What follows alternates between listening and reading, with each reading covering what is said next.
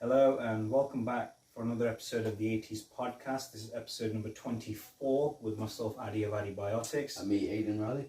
Good afternoon, Aidan. Good afternoon, Daddy. How are you? Not bad. How are you today? I'm well, brother. Nice weather, surprisingly. Yes. It's a bit excruciating, the heat. To be honest with you, I'm not really too fond of this weather myself. I know a lot of people think I'm nuts, but I don't really fancy melting like an ice cream.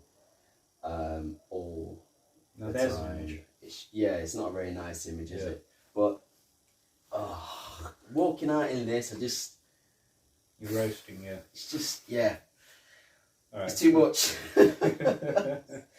Fair. Okay, so as next week we're going to be starting off with a new trilogy. Sorry, it's in Saga actually. It's going to be Saga we're starting next time. So we're going to stop in between and do a television series. Now this television series was famous for having such a great theme song. It had a vehicle that was basically, I would say, more famous than the actor who was actually in there. Would you say? Oh man, I mean, I watched this earlier on today, and Yeah. Man, the helicopter's badass, man. You go on. There wasn't any kid back in the 80s who did not love this helicopter because it had everything you wanted on there. And you always imagined if I was a pilot, I'd want to fly Airwolf. Right, And I just given away. We're talking about Airwolf. I've got a question for you. Please. If you had a choice between the DeLorean and Airwolf, which one? Oof, you really put me on the spot there. I would say more Airwolf. Yeah. Yeah, I would say more Airwolf. All right. What about the Harley Davidson Terminator 2 or Airwolf? All right, since I chose it the first, I'll say probably the Harley Davidson. Yeah, because that's why I mentioned it. Because I knew you'd like Harley in the future, sometime in the future. So. We are talking about Harley as in the bike, not Harley Quinn from the Suicide Squad. No, not her. I know you would, but. I know, it's not really. But yeah, no, I mean, Airwolf defined a generation, I would say, because of the fact that nobody had ever seen a show like that before, did they? Because if you look at back in that time, what came out along with Airwolf, you had Knight Rider, was famous for the car. You had Street Hawk. Unfortunately, that didn't last that many episodes, but it was quite famous for the motorcycle it had. For those who don't know what Street Hawk was, it was kind of like Knight Rider, but with a motorcycle. And it was a great show and everything. It was, like I said, unfortunately, it didn't last many series as Knight Rider. How long did it last for? Believe it or not, it only lasted 13 episodes. Oh, that's Yeah, which was quite sad because of the fact that it was such a great. It would have gone on to do so much more with it. Yeah, I mean, but you need the fan base, don't you? Oh, you definitely would, keep going, because the fans and the airtime and the TV revenue, it all comes from the ratings, doesn't it? It does, yeah. It's all about the ratings. If you're not getting the ratings, they pull the plug. Perhaps there was a vast amount of vehicle, starring, where the shows has instead of a starring person, it's a starring vehicle. Yeah. Perhaps there was too many of them at that time, and people just thought, it's just another type Airwolf kind of thing, or Miami Vice. Yeah, I mean, if you look at it, but then no, I wouldn't say Miami Vice as much, because if you look at the actors in that show was what made that show famous. Don Johnson, Phil Michael Thomas, as we mentioned. Yeah. When we spoke. It wasn't really a vehicles-driven show. It wasn't. It was about those two guys. It was about character. It was character-driven. Yes. It had everything, style, charisma, and as we mentioned in that podcast that we spoke about. And but Airwolf, on the other hand, the helicopter stole the show. Yeah. Just like Moffat steals it in the first episode. Yeah. And so yes, for those who don't know what Airwolf was about, growing in the 80s, there was a television series called Airwolf, and it was about this super high-tech helicopter that had that was capable of stealth manipulation. It had weaponry that was just some next level stuff, and it had it had jet engines in there that just shot it at super speed and everything. And the guy who created the helicopter steals it, and he's a genius, but he's a complete utter psychopath as well. He is a psycho. psychopath. I mean, I do like that character. I got. He was an interesting character. He Yeah. doesn't care at all what he does. The guy was he was a violent fiend, wasn't he? He was, yeah. He's just you. That's the last kind of person that you want to get on the wrong side of. Yeah. Stringer, Hawk. You know, Hawk, I think he would give you a run for bit of a chance. Yeah, he would. To like, look, okay, you know, you peed me off once, you know, just leave me alone, and if you keep pestering me, I'm gonna kill you. But Moffat will just go, okay, you peed me off. That's it. You're dead. Yeah, he would, and like, because remember he designed the whole entire helicopter, didn't he? And then what he does after he's stolen it from the CIA, he then he takes the helicopter to Libya, and where he performs acts of aggression, and he's destroying. Blows up an American cruise ship. Yeah, he does, and in exchange for a sanctuary on the Libyan soil. So what happens is, Archangel, who's played by his actual name was actually Michael Colesmith Briggs III, quite a long name, but his code name's Archangel. And you know the guy. Then he survived. He's one of the few people who survives the attack, doesn't he, by Moffat? Yeah. And then he goes over to the, and then he goes and recruits the only guy who ever test piloted the helicopter, which was Stringfellow Hawk. And he basically Hawk was the. That was an interesting name he had, Stringfellow Hawk. I mean, in them days, you had a lot of guys had unusual yet cool sounding names. You had Templeton Peck, who was Face from the A-Team. You got to admit that was one cool name. You had B.A. Baracus, who stood for Bosco Albert Baracus. I mean, but if you want to talk about names, Arnie and Sylvester always had the names of those kind of, you know, badass characters in their films. Yeah, Marion Cobray. Gosh, and then what was Arnie's name in Commando? John Matrix. Yeah. Yeah. Come on. But I think out of all of them, the two Johns that stole most of the show were John Rambo and John McClane. Yeah. Yeah, definitely. We are definitely going to touch base on the Die Hard series. You can't not watch that. You can't. Come on. It's Die Hard. Come on. And then, so what happens is Archangel goes over to Stringfellow Hawk, who's played by Jan Michael Vincent, and I've got an interesting story to tell you about Jan Michael Vincent. Yeah, Riley reactions then. Oh yeah, see what I mean? I haven't even said it, and already he's already saying, "I'm going to react. I'm going to react. I'm going to react." And yeah, he's going to react. I'm always priding myself for that. Just like, yeah, get ready. Get ready for the reactions. Get ready. And so what happens is he goes over to him to say, "Look, you need to bring this." About a few months ago, he stole the Airwolf helicopter and he's taking it to Libya. We need you to go infiltrate it and bring the helicopter back to American soil. And he sends his assistant with him as well, who kind of becomes the love interest of Hawk. Yeah. And he never wanted her, though, did he? He didn't. Because of the fact that everybody that he's cared about, other than his brother, dies. Yeah. So and his brother St. John Hawk. Cool name, you got to admit. Yeah. It's an 80s action name. That's true. It's true. St. John Hawk. And that's true. And then what happens is he goes into what do you call it? He goes to his friend. Okay, if I find Airwolf for you, you in return got to go find my brother who's been missing in action since the Vietnam War. 14 years ago. That's what he says, isn't it? He goes, "Come on, come on, String. It's been 14 years. Yeah, give up." Yeah, he's refusing to give up. String.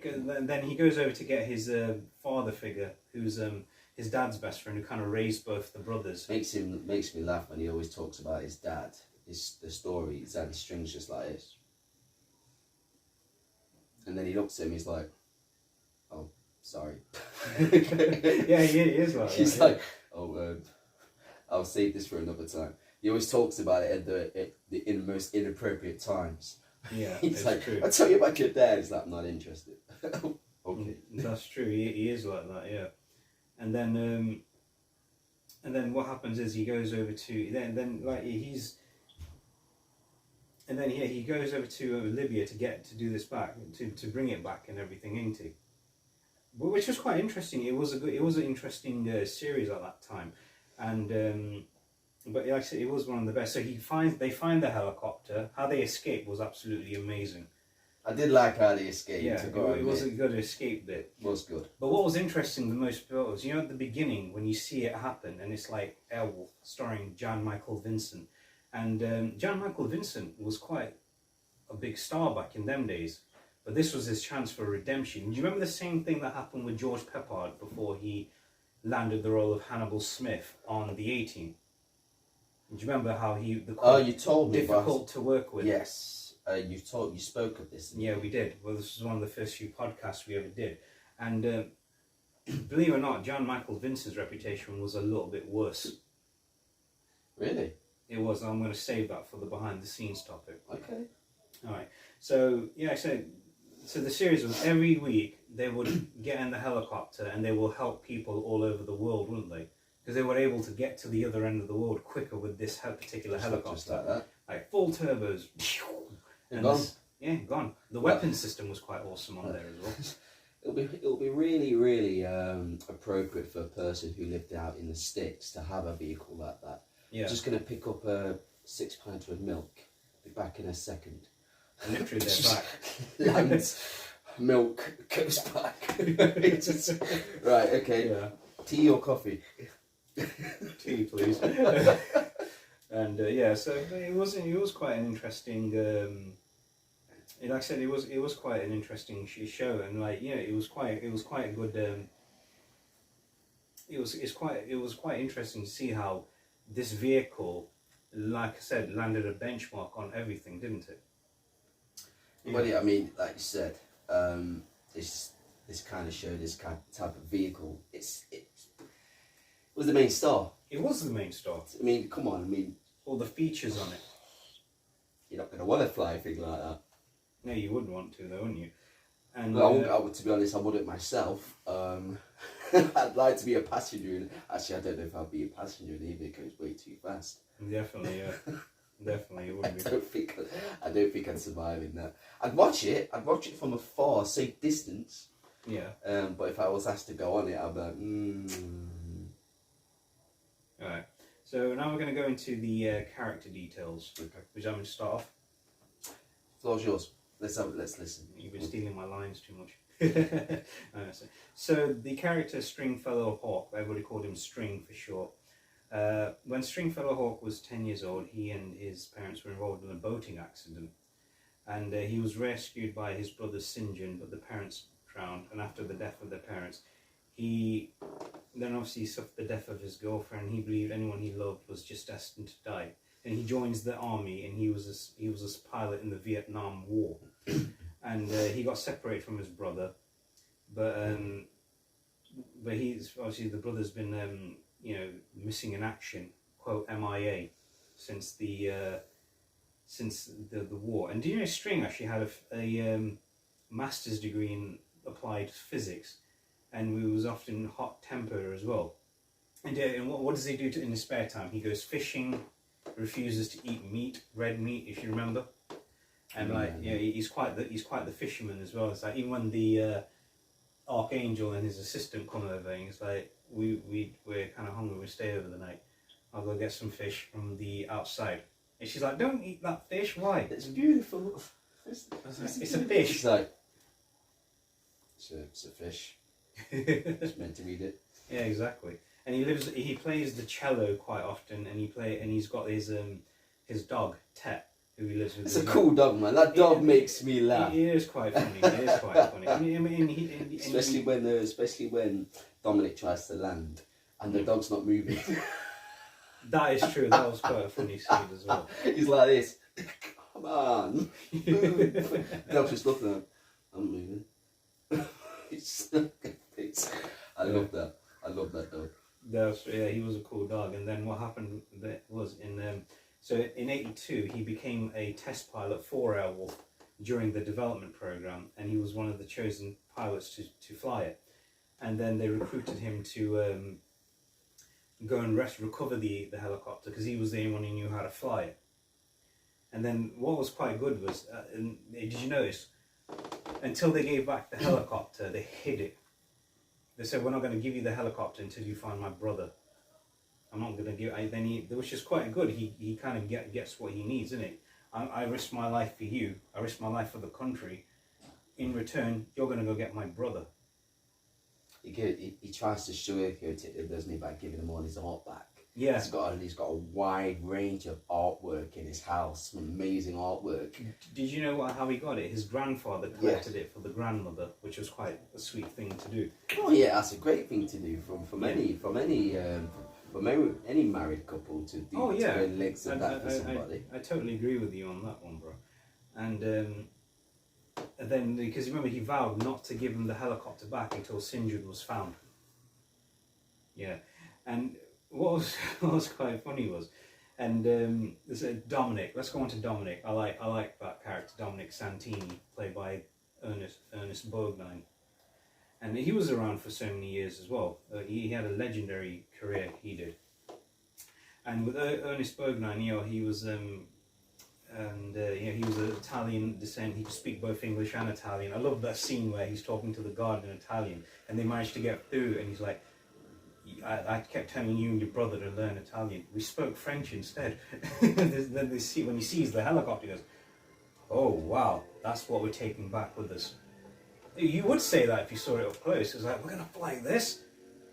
It's the same reaction Michael Knight kind of has when he sees the Knight 2000 for the very first time. I remember that episode very well. I had the old collection on DVD. Same with Airwolf, same with Streetwalk, same with the A-Team. I collected those things, yeah. And Miami Vice. Well, yeah, it's Miami Vice, yes. It's true what they say. Miami Vice, the fashion and that, as you mentioned, will always make a comeback.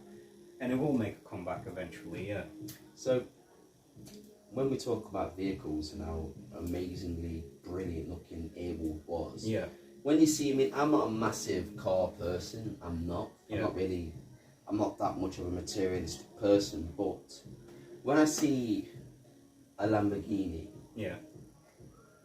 suddenly drive past me, I'm thinking, you don't see them around often. No. And when you see one, you go, that's kind of cool. You would though, because it's true. Like you say, that was a Lamborghini, okay. Because it's something nobody's used to. If you lived in a wealthy country like Dubai, you'd see it every single day. Yes, it would get boring there, wouldn't it? It would after. Everybody's got a Ferrari or a Lamborghini over there. I think even the police do. They've got to. Yeah. They've got to, because everybody else has got one. Yeah, how are they going to catch up with one anyway? Which is true. And so Dominic, he was quite the ladies' man in his youth, and did you know he was forced to marry a girl from a very wealthy family, and she left him and everything. So he then became like the father figure to String and his brother Sinjin, which he did, because if you look at it in that as well, the way he speaks to them, and he was a veteran of World War II and the Korean War. And he served as a combat aviator for the army in both conflicts. And during the wartime experience, he became a good friend of Alan B. Hawke, who was Sinjin's father. And then after they died, he raised them. He left them in the world as the next of kin to say, if anything happens to us, you look after our kids for us. And he did. And he did a good job of that as well. So after one brother goes missing, and then him and Stringfellow Hawke decided to dedicate themselves to Santini Air, which is kind of like taking people around on, for tours, and also flying for Hollywood film productions and everything. And he's also a flight engineer too, which is quite cool. And he had a nickname for Archangel. He used to call him Mr. Clean. Mr. Clean. Mr. Clean, which is kind of suits him, because you look at him, he's always wearing that white suit, isn't he? You don't see any stains on that suit. Never see any stains on that suit. So going on to Archangel, I think he's one badass boss. Even the way he talks. Even after he gets punched by String. Which is quite funny. Yeah. Flies over the. That's how they used to do it. I can remember. I'll tell you a funny story. I once watched this awful.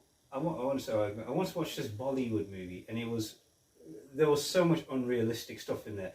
This guy's driving like one of those pickup trucks, and he's charging towards this guy, and this guy just jumps in the air, kicks the driver, and the driver actually goes out the back of the car. I could not stop laughing. I kid you not, I could not stop laughing. I was like, that is so. That couldn't happen. That couldn't happen. That couldn't happen. God. When I was watching with a few friends of mine, they couldn't stop. They, stop saying that. Stop saying that. It's true. What do you want me to say? It looks fake. Even Jackie Chan don't do that in his movies, and he's broken every bone in his body. Bless him. So he Cars kicks, come in, jumps in the air, kicks him. The guy goes out. so he kicks through the window. Yeah, kicks through the window, and he goes out the back of the car. I could not stop laughing. I'm gonna watch that. I would have If I could find the clip, I'll forward it to you. Yeah, bro. Yeah, I want to watch that. Done. Oh God. Right. So Michael Colesmith Briggs III, better known as Archangel, he's the firm's point man on the Airwolf project, and he was present at the time when the weapons test takes place, and he sees Moffat stealing Airwolf and using the gunship's weaponry, and he fires it on the bunker. And in result of that, he suffers injuries and he's lost the sight in his left eye, and he has to wear the patch on the eye as well. And he's also been given a limp as well. And he always wears the beautiful 3-piece suits with the white tie and everything, all complete white suits and everything. And he goes to recruit him. And one thing I like when he says in that, when he goes to Stringfellow, he goes, I need to give you a job. He goes, I already got a job. Well, this one pays you $1 million. Half now, half upon delivery of what? Airwolf. I love that line. He goes, half now, half upon completion. Airwolf. Which was quite. You'd have him as a negotiator. I think you would, and he actually backs up String on a few separate occasions as well. But that scene when he punches him was quite funny. He flies over the breakfast bar. I've been saving this for you. What? He just smashes. Because I can't hit her, so I'm going to have to hit you instead. It's the way he just flies over the baby. Like I said, those scenes were just quite hilarious back in them days. Especially the sound effects. Then again, it was the 80s, bro. Yeah. What do you expect? It was a very excessive time. There was big hair, big music, big bands, suits, and like the shoulder pads. And the shoulder pads. But the only show I believe that could carry on men's fashion was definitely Miami Vice. It set a trend. Guys threw away their razors to keep this 3-day stubble of Don Johnson, and he did. Like, obviously, you got to admit, Stringfellow Hawk's name will never sound as cool as Sonny Crockett. No. Never. No. Or Ricardo Tubbs. No. Archangel, you got to admit, that was quite cool. That is a cool name. But Stringfellow Hawk, you wouldn't name your kid that, would you? No, you wouldn't. You never would. Hey, Stringfellow Hawk. Mom! He must have had a hard time growing up. He must have had a hard time. Well, St. John then, St. John Hawk. St. John's Hawk, I think his name was kind of cool. Yeah, still would have had the Mick took out in school, though, wouldn't it? St. John. Hey, it's the Hawk brothers. Then again, Stallone played a guy called Lincoln Hawk in the movie Over the Top. You got to watch that, it's a good movie. Right, I'll watch that. Yeah. So we've covered Archangel. Now, Dr. Moffat, you like to go ahead? Dr. Moffat. Right. The guy. So Dr. Moffat is the guy who created the Airwolf and Airwolf helicopter, and who was behind the whole, theft of it and everything, and behind the murders of the staff when it took place. I'll give you this one. No, you go for it. Where is he? Alright, Moffat.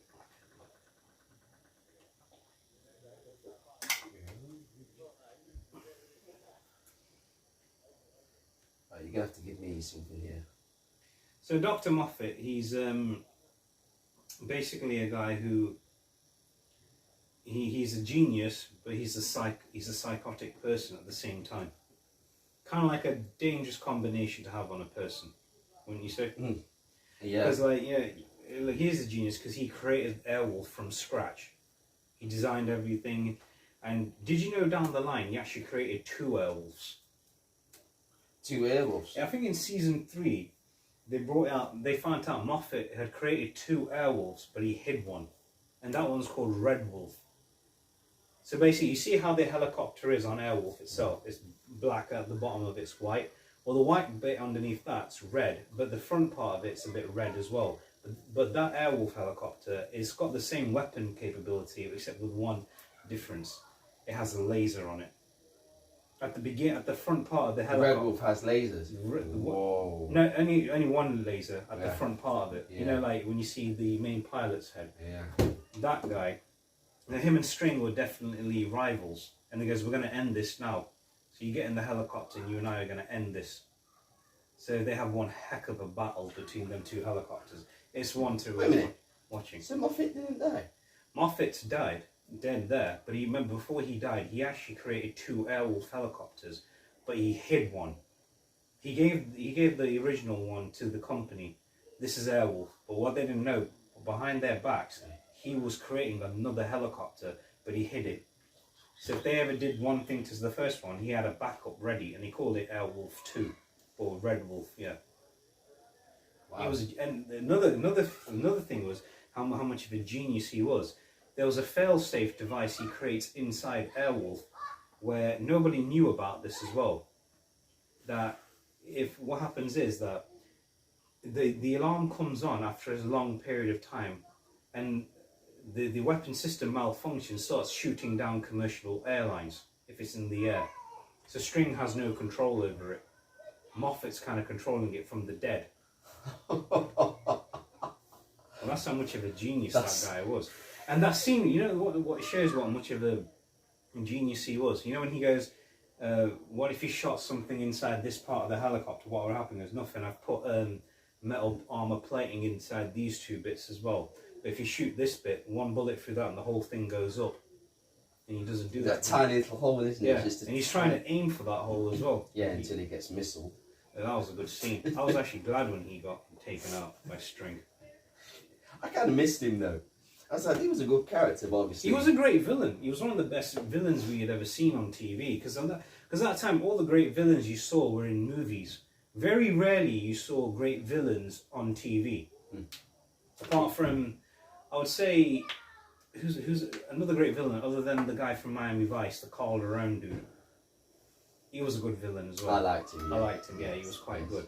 But comparing him to Moffat, that guy was nothing. I mean, Moffat had a good personality there, man. But Calderon, he didn't really have that much of a personality because he wasn't in it long enough. No, he wasn't. He showed his face now and again from afar when they saw him in the distance walking into a car or something.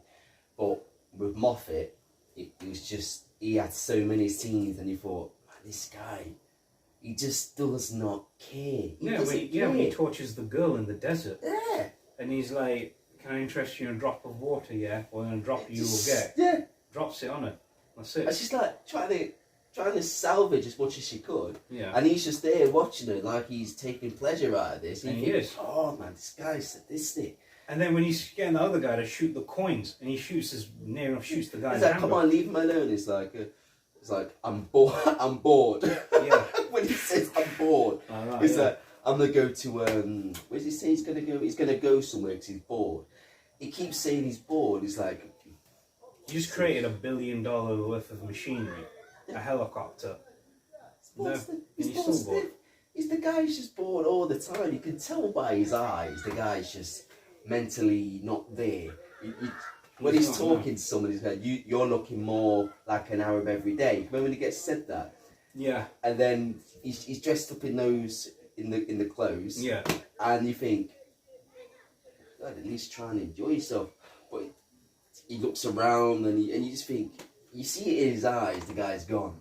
He's long gone. There's no way for this guy to come back. There is no way for this guy to come back anyway. No, he's far gone, man. He is far gone. He ain't coming Yeah, back. I mean, one thing I liked about Moffat, I mean, like, what was quite interesting about him was he knew how to beat the system right from the beginning. You right away you could look at him and go, this guy he's always got a trick up his sleeve. Those villains are quite interesting to watch, wouldn't you say? Yes. Okay. Now moving on to one last character, Gabrielle, the girl who becomes Stringfeller's love interest. Yeah, I liked her. Yeah, she was beautiful. Yeah, she was. she couldn't move as well when she got hired for The dance to be steps, the new the field agent. Yeah. But I kind of knew she was gonna get it. I really did. I kind of knew. I think in a way I did it as well, because it's like when you watch that show for the very first time, and I do mean on when it was basically, you know, when you see it for the very first time, it's like, is this girl gonna live? Is she gonna? Is Stringfellow gonna get there in time? He doesn't get there in time, does he? Yeah, it's when she's in the bar, when she's took over from what was the first one's name, because they played dancers, didn't they? They were dancers. Yeah. And they were undercover agents, obviously, Yeah. field agents. But the first one got killed because she was suspected of being an agent. Yeah. And then obviously they replaced her with another American. Yeah. So they expected the same thing, and you're like, okay, she's gonna get it, and she did. I'm not surprised, because when you got a man like Moffat around, who's always questioning her, can I have her? I want her. I want her. That's all he kept saying, is that I want her. Can I question her? I want her. And you think, okay, if he gets her, she's dead. She's gone. Yeah, it's true. And I was just like, yeah, she's not gonna last. Yeah, that's true. She didn't last, and it's like when String gets there in the nick of, he doesn't make it in time, does he, to see her, and she dies in his arms, and then sorry for giving that away, and yeah, and Bad Addy, and when he sees that for the very first time, that look on String's face was just priceless. He's given up on it now. He's I don't care. I'm gonna use what this guy used. I'm gonna use it against him. What he made, it's gonna be turned against him, and he does. He's taken the guy's $1 billion worth of machinery, and how they steal it. That scene was just quite good, when it was like they come outside in those suits, and they got the motorcycle style helmets on, which was kind of cool, and they have the targeting system inside the visor. And he goes, open your visor. It's like, zzz, and then Dom, he's like going to Dom, get in there right now, get the thing started. And then he's doing it and everything, and then he's like, all right, now I'm going to get out of it. And then he's got some moves on him, String. Oh yeah, man! It's like one of the most, speaking about moves, is when we find out what his job is. Yeah. He's a stunt double, isn't he? Yeah, he's a stunt in the for that movie Blaze, is it? Yeah. That's the actor's name. I think so, yeah. And he was so arrogant. Yeah, he was, wasn't he? He was like, I can fly this on my own. I've got a woman coming from who's a TV producer. She's going to be filming a TV show. Yeah. And I want to fly the helicopter. I want to fly it. She's like, sure you want to do that? I'm sure I can fly it. Yeah. I can fly it. It's like, yeah, we know you can fly it. He was helping you all along. It's like, no, he wasn't. Yes, he was. Hey, I know I could fly that. And you think, man, this guy's getting so emotional because he's being told that he can't do something. He's egotistical is what he is. He's very egotistical. I mean, that's quite common in the film business. You do come across guys who are extremely egotistical, don't exactly. you? But you know when String says to him, I was helping you all along. Yeah. Thank you. And then he goes, okay, Blaze, you fly the helicopter. I'll just watch. Yeah, like, and it didn't work. Oh, he failed miserably. It did. I was glad he failed, because... I was glad he was failed as well. And also, yeah, the show was produced by... so before we go into it, it was produced by Donald Bellisario, who was actually famous for... Do you remember the TV series Quantum Leap? He created that as well. And he created the original Magnum TV series. Mm-hmm. And he also created the recent NCIS. Oh. Yeah, he created that. He was quite... He had a great pile of work under his belt. Those were some massive shows. Oh yeah, they were definitely. NCIS is still running. Yeah. LL Cool J, isn't it? Yeah, that's the one set in LA, isn't it? Yeah. And okay, so going on to the helicopter itself. Oh, pretty please, let me do it. Go on. So the helicopter was basically... So it was described, obviously, yeah, they call it Airwolf. Because it's so cool, even the logo on it looked quite cool as well. Yeah, the logo was cool. It looked super cool. And obviously, even though it was a fictional helicopter, but it was still one heck of a. It was just one heck of a looking machine, wasn't it? It's like when that senator goes, "That's one mean looking thing. It looks like an overrode thing with a propeller eating through someone's budget." And then when Archangel goes, "It's not some helicopter at the center. It's Airwolf." It's Airwolf. The way he says that, so Airwolf. yeah, it was actually based on a helicopter called a Bell 222, and that was a. So I'm not really a helicopter expert, and I'll admit to that. But anytime I see a helicopter like that in other movies or anything, it's like, that's Airwolf. That's Airwolf. You see the Trans Am. What do you think of it as? The Night 2000. You see a Testarossa, even if it's in red, automatically you remember, oh, it's Miami Vice. They're the trendsetters. It was a trendsetter, even like the big trailblazers. The vans. What would you remember it as? Yeah, it's the A-Team. Yeah. I pity the fool who don't like that show. And well, it's true though, because it was a classic show. I've seen bands like that before. I see them. In fact, I've seen a few of them on close to home. Yeah. And they're just walking around. I just seen them driving past. I've seen a few and I've gone, Brackus, you in the van? yeah, I get on plane. All right. And then he's back over here. Yeah, they try and pick him up, but they're like, God, I remember one. I'm going off there on the subject. There was actually a helicopter that came in the A-Team that resembled Airwolf. I saw it on. There was one episode. I think it was season 3 or season 4 of the A-Team, and there was a helicopter in it, a black helicopter, and it was a complete spitting image of Airwolf, not the weapon system on it. Like underneath it, where you see the white paint, it was complete black. It looked so cool, and I thought Murdoch was going to fly it. It actually appears up in the season 5 opening sequence, and and he's off again. sorry. No, it's fine. It's fine. So yeah, and one thing I liked about it was the weapon system. You got to admit, the weapon system on that thing was just awesome. Masterpiece. It's the masterpiece. It was, and then even had the great backups on it as well. The flares. If some of the missiles coming towards it, it launches flares for it to go and hit that instead. The heat seekers. It knows how to defeat it, but the speed. You got the turbos as well. It's just the jet helicopter engine was just you one. could probably go around the world twice with You that could. in a You matter could, of a yeah. few hours. How fast that thing went. If we ever go to Tennessee, which is in the US, they actually have a museum there, and they actually have the Airwolf helicopter. Oh wow! And we are so going there. We are so going there. I don't care what anyone says. You're not flying it though. Huh? You're not flying it. I hate flying. You actually hate flying. I hate flying. I just hate the take off, the landing. Once it's settled, Yeah. I'm fine. Can I get off now, please? No, you. If we all ever had to go travelling, like you, me, Will, Tal, and everyone, you guys would have to knock me out and put me on the plane. Oh man! And then you'd have to say, I ain't carrying Addy. I'm not carrying Addy. He's the biggest one out of all. We'll all have to carry you together. Yeah, like I say, there was a scene in the A-Team, I think it's season 1, where they've knocked out BA, they put him on the plane, and then Murdoch's holding, Facer's holding him from the back, and Murdoch's holding his leg. He's a big guy. And he goes, you think it's easy on this end? I got 2. We should take the jewellery off. And one of them, Face goes, no, don't do that. Because why? I think he's got connected to a burglar alarm.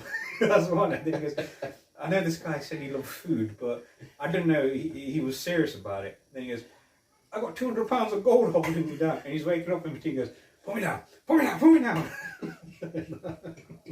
Yeah, it was still quite a funny thing.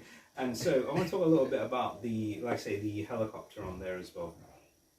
So in the show, what is Airwolf is a armoured stealth aircraft. It doesn't appear on any radar. It could perform impossible manoeuvres, stunts, including travelling at mach speeds. So that's the theoretical maximum speed of a helicopter, and significantly below Mach 5, and which is half the sound of the speed of sound. And it's quite And that's intense. fast. It is fast. It is super Fast. fast. One of the scenes I loved in that is when it demonstrates its speed. When you have the 2 regular helicopters standing there, and Yeah, it just flies past them. and they're just out of control. And it's like, where's it gone? Yeah, Oh, it's there. Oh, there it is. And then it has the supersonic flight thing, because remember they said it's a jet helicopter. which was quite a cool name to call it, a jet helicopter. Yeah. And the sound effects were associated with a lot of the aircraft's abilities. So it had its turbo boost as well.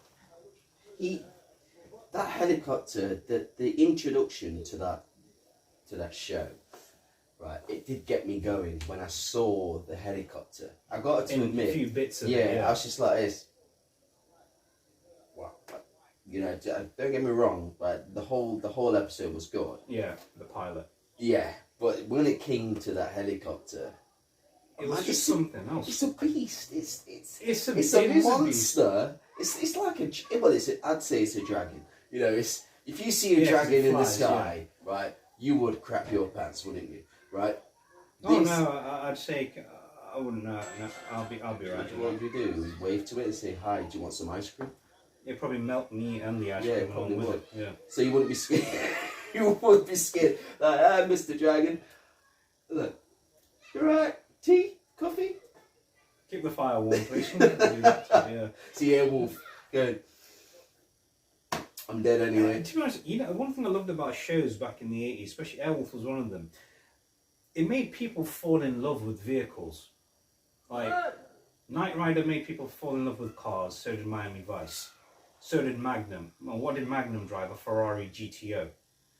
You had, in Miami Vice, they had the Ferrari Daytona, and then they moved over to the Ferrari Testarossa. A-Team had cool cars in that as well. You had BA's van, and then Face had a Corvette ZR1. That show made me love Corvettes, I have to admit. Street Hawk made people fall in love with motorcycles. Airwolf made people fall in love with flying.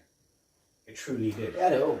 It did. The 80s had it all. And then Hulk Hogan, the wrestler, did a show back in, I think, early 90s called Thunder in Paradise, if you ever watched it. In that, he's a former Navy SEAL, and he has a high-tech boat. Oh, wow. He has a high-tech boat in that. So over the 80s, we had so much famous. You had so much famous vehicles, didn't you? You had helicopters. You had cars. You had boats. You had motorcycles. You had vans. Even even the van wasn't as quote high-tech as Airwolf or as the Knight 2000 or as Street Hawk, but it still stood out on its own. I mean, it's like you're saying about the shows that I've watched. I mean, I've watched the pilots. 18, Airwolf, Miami Vice, of course. So far, what's your favourite? Miami Vice. Save your breath, Tubbs. Save your breath, Tubbs. Yeah. It's got to be Miami Vice. I mean, if it's not Miami Vice, I don't know what else there'll be. That was probably the main hit show of the 80s. It ran on for 5 seasons. Yes. Knight Rider ran on for, I think, 4 to 5 seasons. Yeah, those two, I think those two were neck and neck in the 80s. I think so. The Hoff, the But Hoff was a ladies' man in those days. so was Don Johnson and Philip Michael Thomas. And, I think definitely more Don Johnson. You're probably right, because he was the main guy of the show. Yeah. Because if you look at the opening sequence, what does it say? Starring Don Johnson. Yeah. And then you had Jan Michael Vincent, who played Stringfellow Hawk in Airwolf.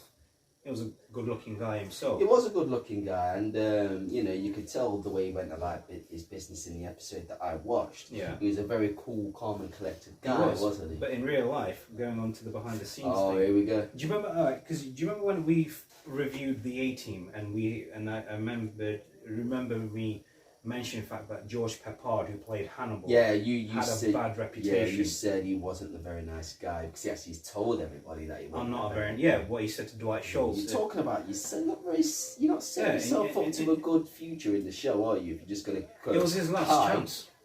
I am not a very nice guy. If you go up to anybody on the street, right, who you're talking to, say if you meet somebody new, and you speak to them, and you said to them, oh, and by the way, or even if you're out on a date, right, oh, by the way, I'm not a very nice guy. What's that going to do for you?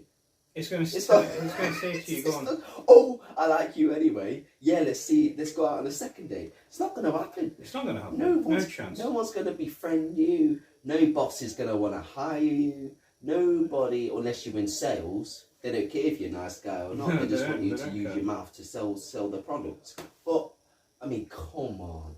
You don't just go up to someone and go, "Oh, I'm not a very nice guy," and expect everybody to like you, and expect everybody to like be fair to you in the long run. Yeah, like, no, that's no. Why is this script not matching what I want?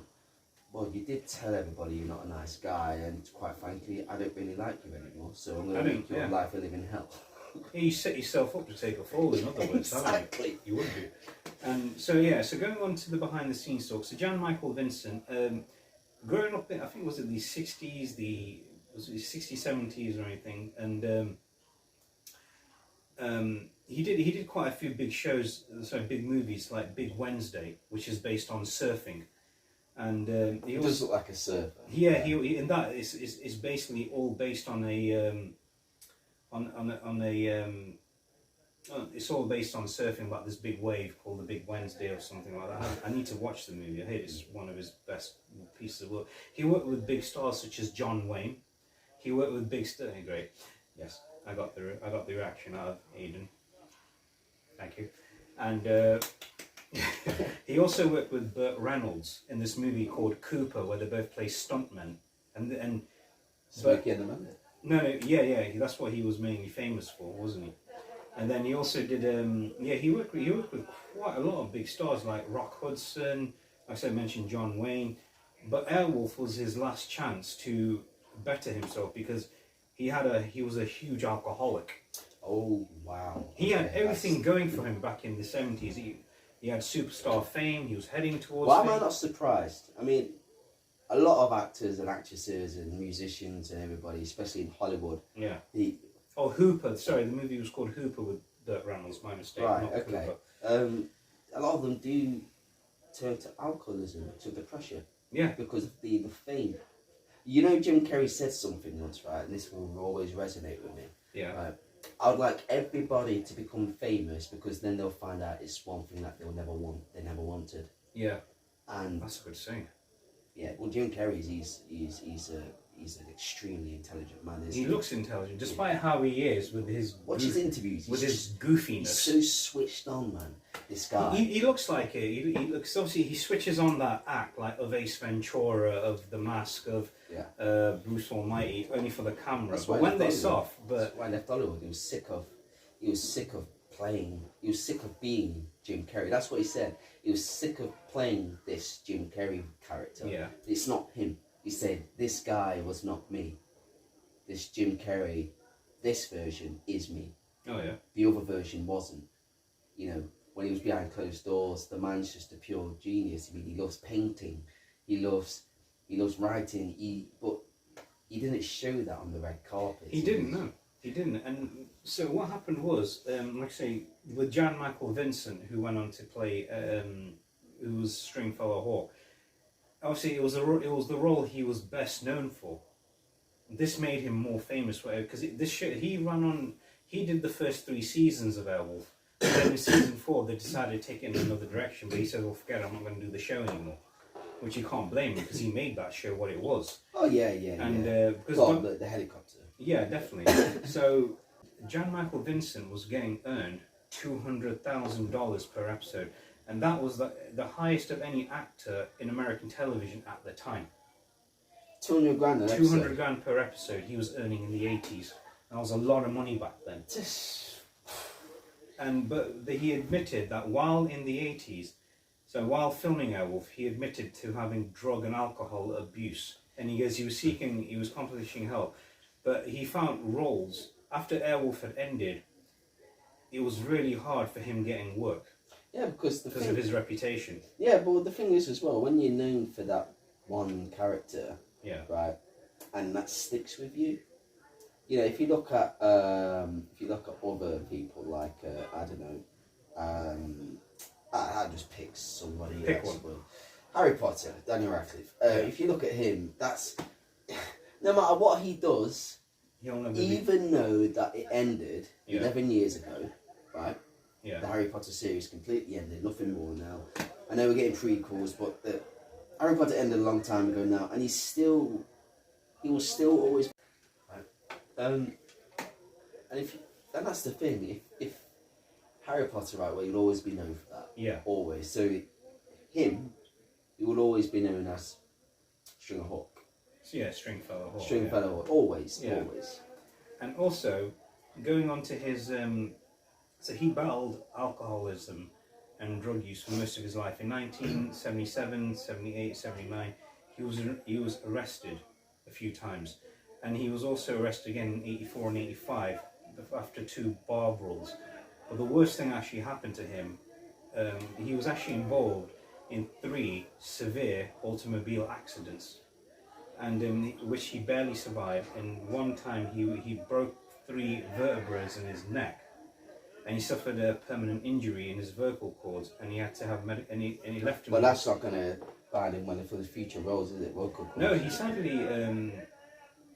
And then he had one of his legs had to be amputated over time. Oh no! Yeah, it did. And then what happened was, I believe it was in February 10th, 2019, he died at the age of 74.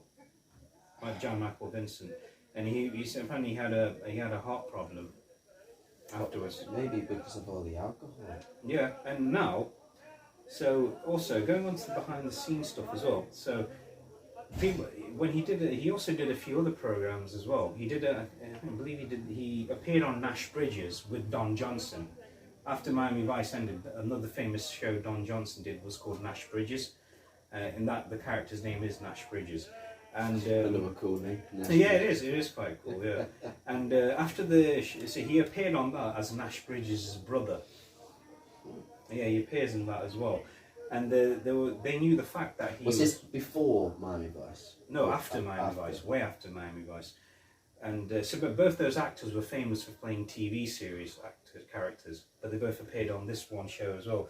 Funny thing is, there's one episode where Philip Michael Thomas, who played Tubbs, appears in there. Hey! It was just so cool. You could hear the Miami Vice theme creeping up a little bit, and they were like, "You two know each other, right?" He goes, "Yeah, we used to work in Miami together." It was so funny. Was it so? Did they actually play?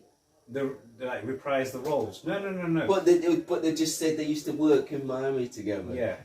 That's it. It was just so funny. They did that to Don Johnson, another program in a movie, where they said to him, he's a struggling actor, and he goes, "I've seen you somewhere before." He goes, "Yeah, I've appeared on TV in the past." Again, referencing Miami Vice. I think that's what always going to happen, man. Is he still around? Don Johnson? Yeah. Is he He's still looking well for his age, bless him. Is he still working? Yeah, still working.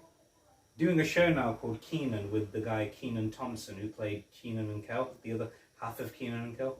There's a lot of Keenans. Keenan was the bigger one. Yeah, Keenan Thompson. Yeah, not Kel Mitchell. No. Kel Mitchell was the skinny who lives on soda.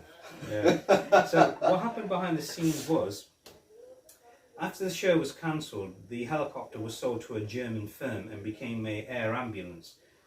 But it crashed during a thunderstorm on July 9th, 92, killing all 3 crew members. Also, Jan Michael Vincent's addiction to alcohol and drugs was a constant problem during filming, and the production needed special permission from the FAA, the flight company, FAA. Yeah. And in the US to use special for displaying its weapons, even though it was props. They still needed to declare that as well. And also, this helicopter was actually appeared on an episode of Miami Vice where Lieutenant Castillo's in it as well. Yeah. The helicopter appeared on Miami Vice? Yeah. Airwolf? Yeah, Airwolf itself. Wow. Yeah.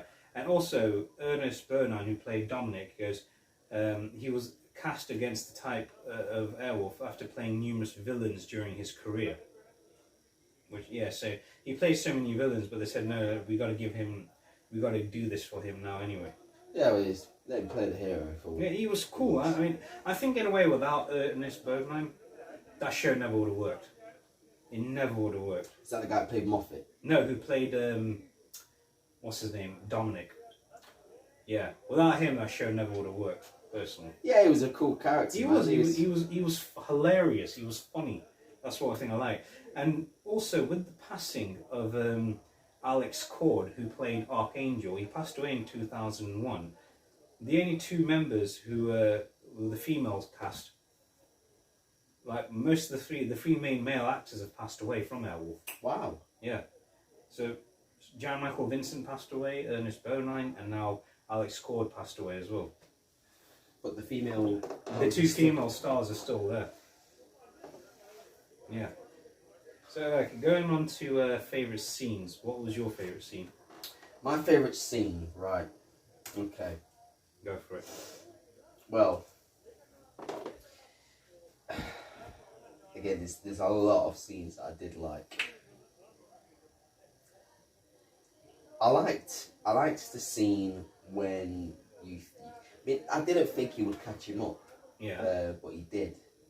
And you thought, did he actually blow up Airwolf? But obviously, he didn't. Yeah, that's true.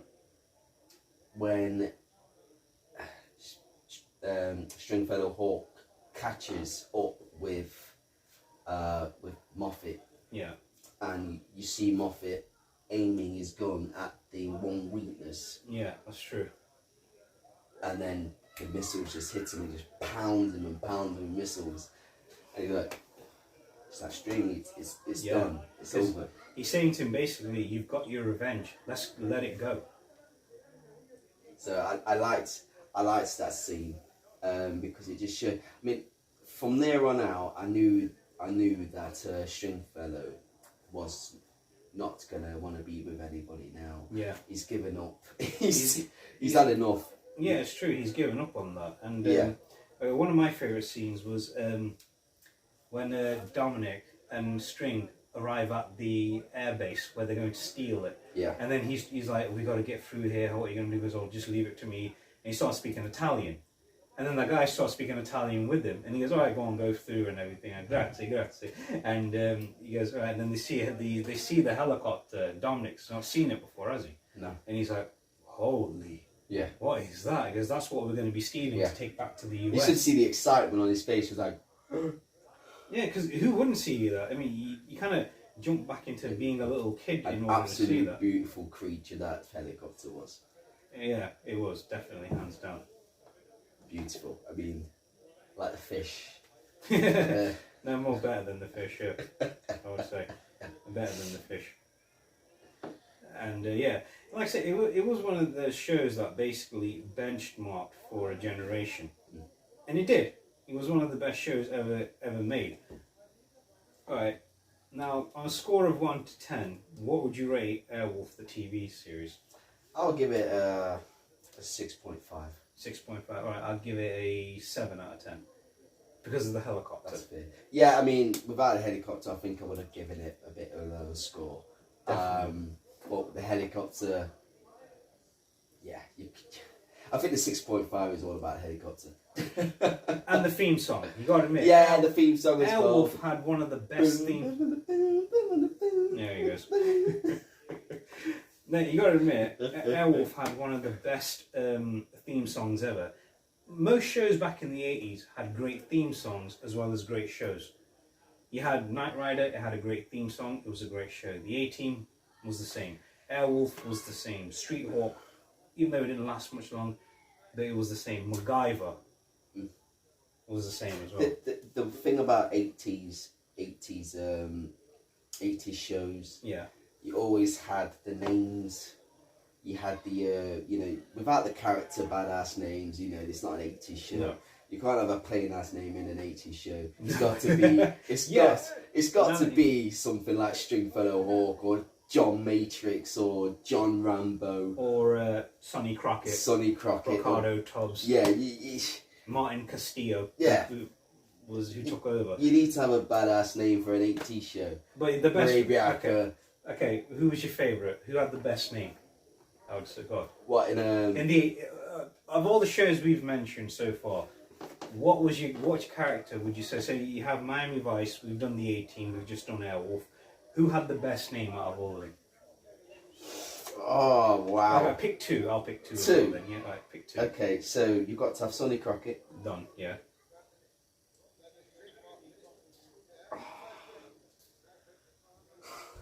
I'm going to do Miami Vice, man. Ricardo Tubbs. Five done. It's. Right.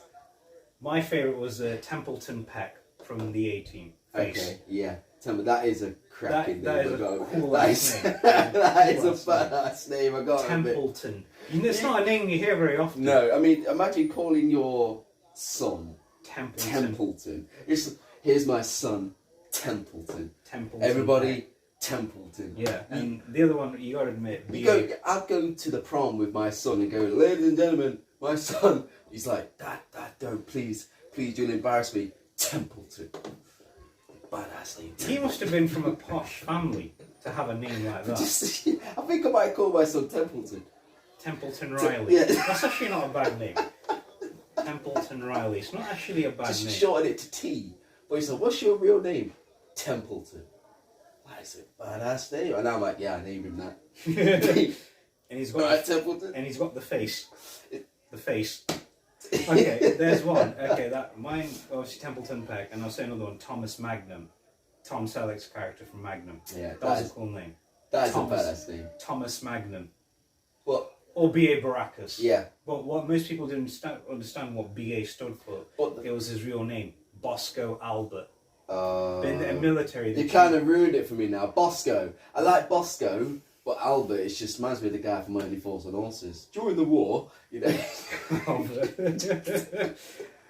Yeah. But you said Bosco is that's a good name. It is a good name, yeah. See, Bosco, but you got a Stringfellow Hawk did kind of good, but I think his brother's name sounded better. St. John Hawk is better. Yeah, it was St. John Hawk is better.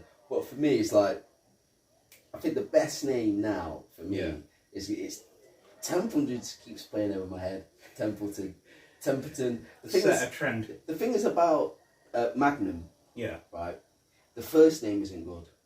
Thomas. Yeah. Thomas. I mean, it's a bit plain flavour for me. Yeah. It's a plain flavoured British name, Thomas. Yeah. Right. But Magnum, I love the second name. But the first name, Templeton. Yeah. Come on. Templeton. Just keep saying it. It's just going to keep going over my head. He's going to count it later as well. Instead of counting sheep to sleep, he's going to count. I think 1 I might Templeton, 2 Templeton, 3 Templeton. It's like counting sheep or counting Templetons. Yeah, exactly. I think I might call Tal Templeton from now on. Go and do that. Templeton. Hey, Templeton. Templeton Peck. Yeah. That's Peck. I don't know about Michael. I have to admit, Michael Knight was kind of a cool name too. Michael Knight is good. But his mentor in that show, Devon Miles, that sounded, I think... That's a good name as well. Devon Miles. That is a really good name, but it doesn't beat Templeton, man. No. Or Sonny Crockett. Sonny Crockett, definitely on top of the list. Alright, here's another one for you. Turks. Colt Seavers from The Fall Guy. Colt Stevens. That is a cool wow, that is a good name. That is a cool name. I've got to admit, man, that is Lee Majors in The Fall That Guy. is a good name. We've got to cover that show eventually. Keep bringing these names up, man. Keep bringing these names. Right, okay. Right. So 80s. Alright, anyway, shows. here was the one from Great Street name. Hawk. Here's the one from the Street Hawk. Okay. Jesse Mach. Jesse Mark. Mach. I like Mach Speed. Yeah. I've got. Let's see what I mean about these names. Those names are just they're just legendary. that you cannot beat an 80s character name. No, you couldn't. really You can't. couldn't. It's like shows, films as well. Yeah. You cannot beat a great 80s character film character name. Yeah. In the 80s, like John Matrix, for instance. John McClane. From Die Hard. John Rambo. Yeah. Every single one of them, man. Every single one of them. Cool ass names. Definitely. There was also one that's I was going to say Ferris Bueller, but that's not really a cool name. It's average, I would say. Okay, here's one for you. Do you remember? Did you know before Pierce Brosnan before he hit it big with James Bond, he did a TV series back in what was it? It was it started off it was the 80s. He had a cool name in that. You're gonna brace yourself for this one. I need to really see your reaction, bro. His name was Remington Steele. That was the name of the show, Remington Steele. Remington Steele. That's that name. is a good name. That's a good name. Remington Steele. What about this one? Go for it. Right, okay. Now, I know we've gone really off topic here. We'll put it in the description, bit of a tangent at the end. Yeah. We've got carried away here. Alright, so Gordon Gekko. Yeah, Michael Douglas from Wall Street. Yeah, that was one of the best movies ever made. Gordon Gekko. Yeah, he was one of the best characters, like he says. What's going on? I'm looking at 200,000 shares move, pal. I want to know if we're a part of it. We better be, or else I'm going to come down and eat your lunch for you. Did you know, going off topic, did you know in real life? Went off topic a long time. I'm gonna save this for the Wall Street podcast. I'm gonna save that for that one. Yeah. What about this one? Hans Gruber. Oh yeah, that's a legend. His name sounded cooler than the hero of the movie. You got to admit. I love that villain. Sometimes I was actually rooting for him than I was rooting for Bruce Willis in that movie. He was such a cool, very educated villain. Man. He was such a cool, collected guy. Right. Everybody, I'm going to give everybody the chance here to do this. When we talk about famous movie 80s villains, put a name down in the description, and we're going to dedicate that one as well. I think Hans Gruber is definitely on that list. Yeah. And I think your other case is Megatron. Right, here's another one then, from the cartoons. Cobra Commander from G.I. Joe. Yeah. Yep. Definitely. Yep. Ren McCormack. You know who that one is. From who? Ren McCormack, Footloose. That's one film I've never actually watched, Footloose, but I'm going to watch it. Okay, here's one, last one for you. Angus MacGyver. From MacGyver, yeah, by Richard Dean Anderson. That's it. Yeah, okay, that's a good. Yeah, okay. Not. Oh my gosh. Go for it. Oh my. Get it out of your system. Come on, get it out of your system. This is from the Dead Poets Society, the film Dead Poets Society. Knox Overstreet. You got my reaction. Knox Overstreet. I mean, okay. I think that'll do it. That will do it. Yeah, that will do it. Snake Plissken. Oh, Kurt Russell from Escaped from New York and Escape from LA. Yeah, that's a cool name. It was. Yeah. That's Okay. Cool here's two from the 70s. David Starsky and Ken Hutchinson. Starsky and Hutch. Yes. Yeah. Ken Hutchinson's a cool name. Yeah. That is again just like Miami Vice. Yeah. You know, it's all about the car. Yeah. The car is badass in that, isn't it? Oh, definitely. The car is amazing in that. It was a film, wasn't it? Which one? Miami Vice? Starsky and Hutch. No, it was a TV series. Oh, so those two were rivals then? No. Starsky and Hutch came out in the 70s. Miami Vice came out in the 80s. So do you think that was an influence on Miami Vice? Do you think? Funny thing is, Paul Michael Glaser, who played Starsky on that, directed a few episodes of Miami Vice itself. Ah, there you go. So no rivalry there. No rivalry there. No rivalry there. No. Right. Okay. Yeah. Bit of a tangent. But Yeah. we just love 80s names. We just love Definitely, this. yeah. Definitely. It's just The 80s rocked, as we say at the end of every podcast. they do rock. They'll always will rock. No matter how long we go away from the 80s, we'll always remember them for their names Definitely. and the vehicles. Yes, I totally agree with that. Well, that's all the time we have for today's podcast. Like I said, we're going to be starting a new saga from next week. Aidan, always a pleasure to work with you, as always, bro. And we're definitely going to be back for another podcast. And also don't forget to check out the recent one that we did for the dedication and tribute to the late great actor James Caan. And he left a great legacy behind. The movie, what movie would you remember him mainly for? Goodfellas. No, it would be the Godfather. The Godfather. Sonny, quite close off anyway. And so also want to give a big, another big shout out to another actor who passed away pretty much a couple of days after. If you ever watched The Sopranos, the guy who played, the character's name was Paulie Walnuts. He was hilarious. It was played by Tony Sirico, Tony Sirico, and he sadly passed away at the age of 79. And he was famous for playing Paulie. He had the silver lining going around the side of his head, and he was practically one of my favourite characters on that show.